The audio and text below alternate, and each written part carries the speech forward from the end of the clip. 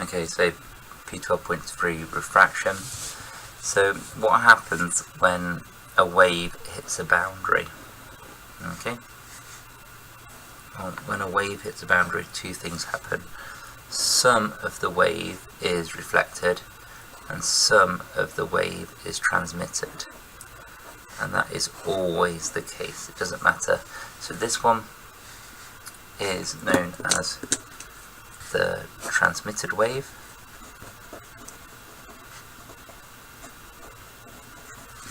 This one is known as the reflected wave. Okay.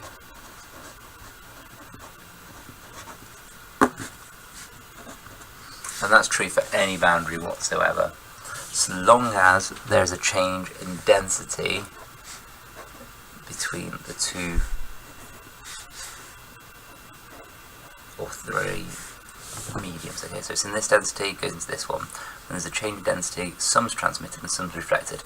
And you know this from something that you see every day. If you look at a window, you'll be able to see both your reflection, which is the reflected part of the wave, and you'll be able to see outside as well. That is the transmitted part of the wave. So some is reflected, some is transmitted.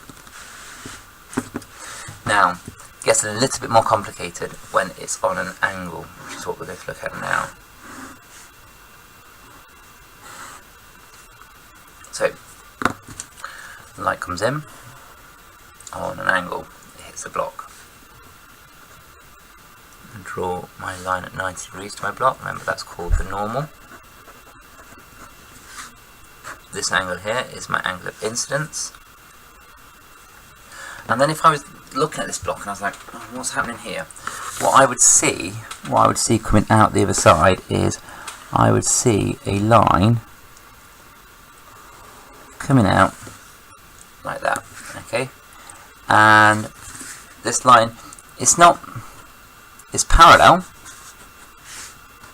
If I shone a light in, and then I've seen a light come out here, and what I can tell you is I can tell that light's parallel to that one, but it's been staggered, it's been stepped back a little. And what's happened is the direction of the light has changed. So, that there, this R there, that is my angle of refraction. Okay? And the size of this will depend on the relative densities of the two materials, and I'm going to that in a bit more detail in a minute. But the key thing I want you to see is that what's happening and the way that we can describe that. So they're parallel when they leave compared to when they went in, but the direction changed when they were inside the block. Okay, so let's look at that in a bit more detail.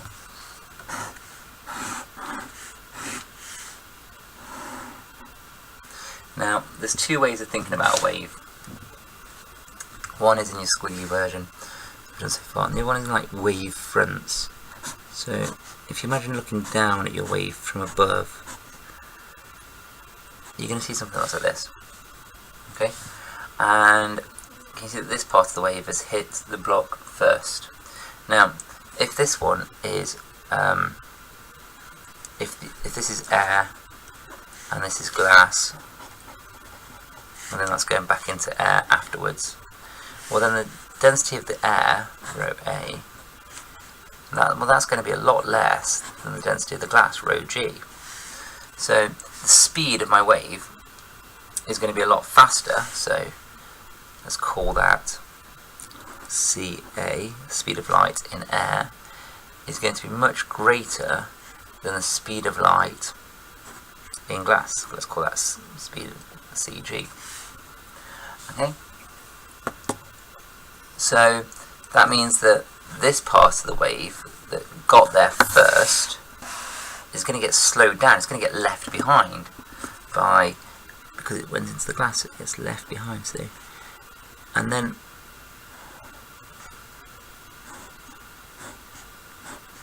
these wavefronts continue. And then when I get here, this bit's going to have sped up.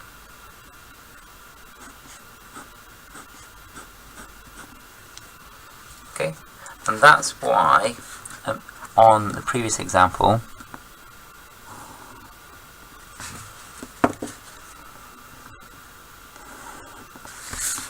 these two lines are parallel. It's because it slowed down by a certain amount when it went from the air to the glass, but because it went back into the air, it sped back up by the same amount.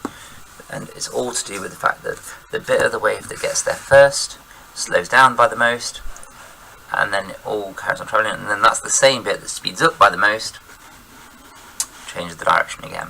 Okay, and that's what's happening with refraction. And it's all due to the fact that the more dense the substance is, the less, the lower the speed in that substance, and that change in speed changes the direction, and that's refraction.